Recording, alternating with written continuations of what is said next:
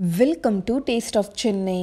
இன்னைக்கு நம்ம எல்லாருக்குமே ரொம்ப ஃபேவரட்டான வெண்ணிலா ஐஸ்கிரீம் நம்ம வீட்டிலே எப்படி ப்ரிப்பேர் பண்ணுறது தான் பார்க்க போகிறோம். இது செய்கிறதுக்கு 3 இன்க்ரீடியன்ஸ் தான் தேவைப்படும். விப்பிங் க்ரீம் 500 ml எடுத்திருக்கேன். அப்புறம் கண்டன்ஸ் மில்க் 250 ml எடுத்திருக்கேன், அதாவது மில்க் மேட். நீங்கள் எந்த அளவுக்கு க்ரீம் எடுக்கிறீங்களோ அதோட ஹாஃப் குவான்டிட்டி வந்து மில்க் மேட் எடுத்துக்கோங்க. அதுக்கப்புறம் vanilla essence 1 teaspoon. Electric Peter இருந்தால் நீங்கள் அதை யூஸ் பண்ணிக்கோங்க, இல்லைனா நீங்கள் மிக்ஸி யூஸ் பண்ணிக்கிடும் செய்யலாம். மிக்ஸியில் நீங்கள் அடிக்கும் போது ரொம்ப நேரத்துக்கு பிளெண்ட் பண்ணக்கூடாது. ஏன்னா ரொம்ப நேரத்துக்கு பிளெண்ட் பண்ணால் என்ன ஆகும்னா அது வந்து பட்டராக ஃபார்ம் ஆகிடும். ஸோ மிக்ஸி யூஸ் பண்ணுறதா இருந்தால் ரொம்ப கேர்ஃபுல்லாக பண்ணுங்கள். இப்போது விப்பிங் க்ரீம் வந்து நான் ஃப்ரிட்ஜிலேருந்து எடுத்து வச்சுருக்கேன். சில்லுன்னு தான் இருக்கணும்.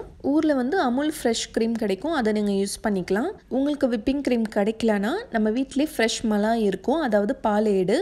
அதை எடுத்து நீங்கள் மிக்ஸி ஜாரில் அரைச்சிங்கன்னா உங்களுக்கு வந்து ஃப்ரெஷ் திக்கான க்ரீம் கிடைக்கும். வீட்டிலே ரெடி பண்ண க்ரீமாக இருந்துச்சுன்னா ரொம்ப டேஸ்டியாக இருக்கும். இப்போ பாருங்கள், இந்த விப்பிங் க்ரீம் வந்து ரொம்ப லிக்விடாக இருக்குது. இது நல்லா திக்காகிற வரைக்கும் இதை நல்லா பிளெண்ட் பண்ணணும். நீங்கள் மிக்ஸி ஜாரில் பிளெண்ட் பண்ணுறதா இருந்தால் ஒரு 40 செகண்ட்ஸ்க்கு மேலே பிளெண்ட் பண்ணாதீங்க. நான் வந்து 10 நிமிஷம் இதை நல்லா பிளெண்ட் பண்ணியிருக்கேன். ஒரு 10 நிமிஷத்துக்கு அப்புறம் பார்த்தீங்கன்னா இந்த மாதிரி நல்ல திக்கான கன்சிஸ்டன்சி கிடைக்கும். இப்போ பாருங்கள், நல்லா பிளெண்ட் ஆக இந்த மாதிரி நல்லா திக்காக வந்திருக்கு. பாருங்கள் எவ்வளோ திக்காக அழகாக இருக்குது. இப்படி எடுத்து பார்த்தீங்கன்னா இந்த மாதிரி நீங்கள் திருப்பி விட்டிங்கன்னா அது வந்து கீழே விழக்கூடாது, அந்தளவுக்கு நல்லா திக்காக இருக்கணும். பட் மிக்ஸி ஜாரில் நீங்கள் பிளெண்ட் பண்ணும்போது இந்த அளவுக்கு திக்காக கிடைக்காது. அடுத்தது வந்து நான் கண்டன்ஸ் மில்க் சேர்த்துக்கிறேன். இதுவும் இப்போ தான் ஃப்ரிட்ஜிலேருந்து வெளியில் எடுத்து வச்சுருக்கேன். இதுவும் நல்லா சில்லுன்னு தான் இருக்கணும்.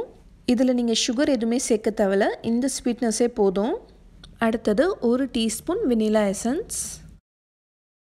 இப்போது இது திரும்ப ஒரு 2 மினிட்ஸ்க்கு நல்லா பிளெண்ட் பண்ணிக்கலாம். கண்டன்ஸ் மில்க்கும் வெண்ணிலா எசன்ஸும் இதில் நல்லா மிக்ஸ் ஆனதுக்கப்புறம் இப்போது இதை ஸ்டாப் பண்ணிடலாம். இப்போ இதை எடுத்து ஒரு கண்டெய்னரில் நம்ம ட்ரான்ஸ்ஃபர் பண்ணிடலாம். நல்லா லெவல் பண்ணி விட்டுருங்க.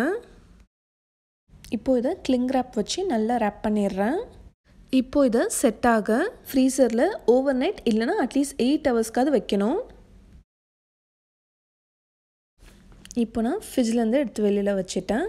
இப்போது நம்ம ஓப்பன் பண்ணி பார்க்கலாம். ஐஸ்கிரீம் பார்க்கவே இப்போவே செமையாக இருக்குது. நல்லா சாஃப்டாக வந்திருக்குங்க. நம்ம வீட்டிலே நம்மளால் ரொம்ப ஈஸியாக ஐஸ்கிரீம் செய்ய முடியும். சொன்னால் நம்ப மாட்டீங்க, நம்ம வெளியில் வாங்கி சாப்பிட்ற மாதிரி அந்த அளவுக்கு ஐஸ்கிரீம் ரொம்ப டேஸ்டியாக வந்துச்சு. நீங்கள் செஞ்சதுன்னு சொன்னீங்கன்னா வீட்டில் யாருமே நம்ப மாட்டாங்க, அந்த அளவுக்கு ரொம்ப பர்ஃபெக்டாக வந்துச்சு. வெண்ணிலா ஐஸ்கிரீம் பிளெயினாக சாப்பிட்டாலும் நல்லாயிருக்கும், இல்லைனா நம்ம இஷ்டப்பட்ட கேரமல் சிரப் இதுக்கு மேலே டாப்பிங் போட்டுக்கலாம். சாக்லேட் சிரப் இருந்தால் சாக்லேட் சிரப் போட்டுக்கலாம். அதுக்கப்புறம் கொஞ்சமாக சாக்கோ சிப்ஸ் போட்டுக்கிறேன். நட்ஸ் வேணும்னாலும் சேர்த்துக்கலாம், நட்ஸ் சேர்த்தா ரொம்ப டேஸ்ட்டாக இருக்கும். அப்புறம் கேரமல் கேஷ்யூஸ் நம்மளுக்கு எப்படி பிடிக்குதோ அதுக்கேற்ற மாதிரி நம்ம செஞ்சுக்க வேண்டியது தான்.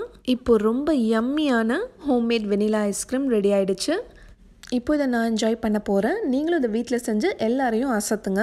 ட்ரை பண்ணிங்கன்னா உங்களோட வேல்யூபிள் கமெண்ட்ஸ் அண்ட் ஃபீட்பேக்கை எங்களுக்கு சொல்லுங்கள். இந்த வீடியோ பிடிச்சிருந்தால் லைக் பண்ணி உங்களோட ஃப்ரெண்ட்ஸ்க்கும் ஷேர் பண்ணுங்கள். இந்த மாதிரி இன்ட்ரெஸ்டிங்கான வீடியோஸ்க்கு நம்ம சேனல் டேஸ்ட் ஆஃப் சென்னையை மறக்காமல் சப்ஸ்கிரைப் பண்ணுங்கள். நாளைக்கும் இதே மாதிரி வேறொரு சூப்பரான ரெசிபியில் சந்திக்கிறேன். தேங்க்யூ ஸோ மச் ஃபார் வாட்சிங்.